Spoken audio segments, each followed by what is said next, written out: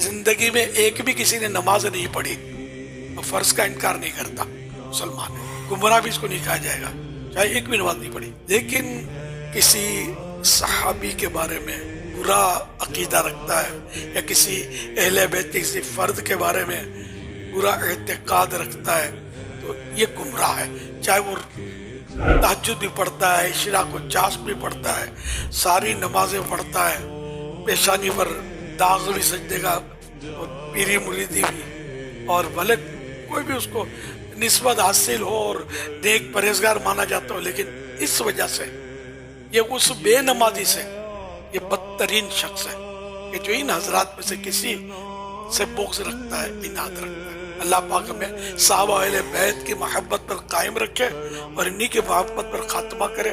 کبھی بھی میری آپ سے درخواست ہے کہ کوئی ایسا فرد جو کسی صحابی یا اہل بیت کے کسی فرد سے بغض و اناد رکھے، ان پر تنقید کرے. آج کل کرتے ہیں تنقید، خاص کر سیدنا امیر معاویہ رضی اللہ عنہ کے بارے میں بڑا ہائی لائٹ ہوئے.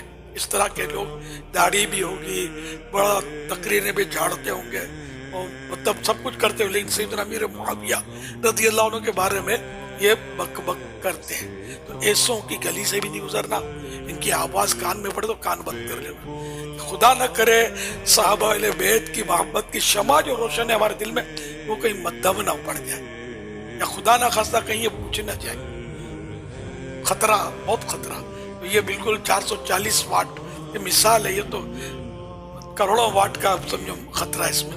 تو کبھی ایسوں کے قریب بھی نہیں جانا، بھلے وہ اہل سنت ہی کہلا رہے ہوتے، ان کے قریب نہیں جانا.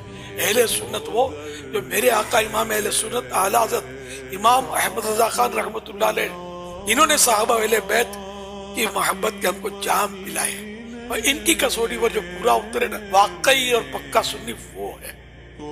ورنہ آپ مہربانی کر کے کسی کی آستانے کی چمک دمک، کسی کی تقریر کی مطلب رمق اور تم تراق اور خطابت کے فن جوہر دیکھ کر پھسل مت پڑنا. خدا نہ خواستہ میں آپ کی بھلائی کے لیے کہتا ہوں. دعوت اسلام تو بہت بات میں بنی، الحمدللہ صحابہ کرام علیہم رضوان کے تعلق سے اور اہل بیت کے تعلق سے میں مطلب جذباتی حد تک میری وابستگی شروع سے ہی اللہ کی رحمت سے. یہ سمجھو ہمارے گھر میں سے ہم کو یہ گھٹی میں ملا ہے. ہم کو وہ صحابہ اہل بیت کی محبت چاہیے، ان کے ماننے والے چاہیے. ان کے ماننے والے ہمارے سر کے تاج، ان کو نہیں مانتے ہمارے پاؤں کی جوتی بننے کے بھی وہ قابل نہیں ہے. خدا کی قسم وہ قابل نہیں ہے. ہم ننگے پاؤں سے ہی الحمدللہ